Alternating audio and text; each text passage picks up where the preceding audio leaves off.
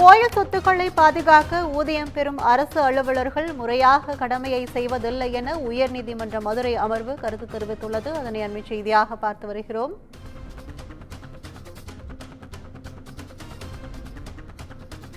கோயில் சொத்துக்களை பாதுகாக்க ஊதியம் பெறும் அரசு அலுவலர்கள் முறையாக கடமையை செய்வதில்லை என உயர்நீதிமன்ற மதுரை அமர்வு தெரிவித்துள்ளது.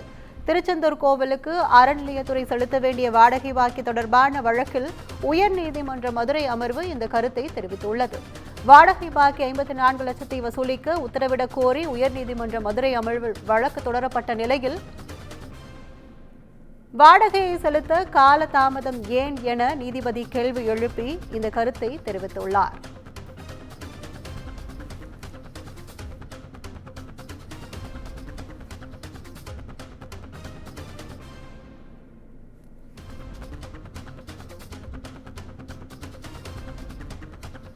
கோயில் சொத்துக்களை பாதுகாக்க ஊதியம் பெறும் அரசு அலுவலர்கள் முறையாக கடமையை செய்வதில்லை என உயர்நீதிமன்ற மதுரை அமர்வு கருத்து தெரிவித்துள்ளது. கூடுதல் விவரங்களை செய்தியாளர் குமார் வழங்க கேட்கலாம்.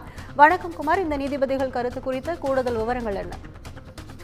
நிச்சயமாக கற்போம். அதாவது தூத்துக்குடி மாவட்டம் திருச்செந்தூரில் பிரசித்தி பெற்ற சுப்பிரமணிய சுவாமி திருக்கோவில் உள்ளது.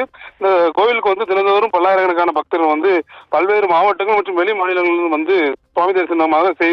சுவாமி தரிசனம் செய்துவிட்டு செல்கின்றனர். இந்த கோவில் இந்து சமய அறநிலையத்தின் கீழ் செயல்பட்டு வருகிறது.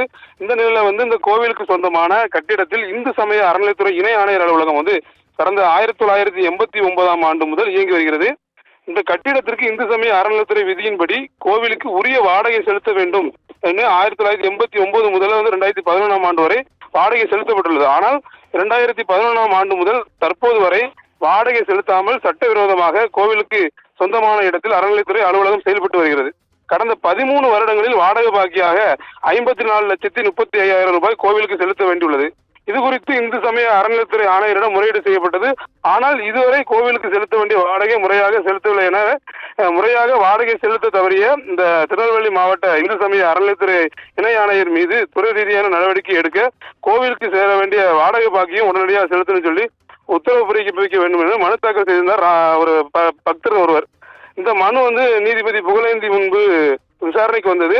இந்த நிலையில மனுதாரர் ராதாகிருஷ்ணன் ஒவ்வொரு மாதமும் செலுத்த வேண்டிய தொகையை செலுத்தாமல் 13 ஆண்டுகளாக நிலுவை வைத்துள்ளார். உடனடியாக வாடகை செலுத்த உத்தரவு பிறப்பிக்க வேண்டும் என்று ஆஜரானாங்க. இந்த நிலையில அரசு தரப்பில் ஆஜரான வழக்கறிஞர் இந்து சமய அறநிலையத்துறை இணை ஆணையரின் அலுவலக வாடகை பாக்கி ரூபாய் 54,35,660 ரூபாய் அரசிடமிருந்து பெற்று திருச்செந்தூர் சுப்பிரமணிய சுவாமி திருக்கோவிலுக்கு செலுத்திவிட்டது என அறிக்கை தாக்கல் செய்தார்.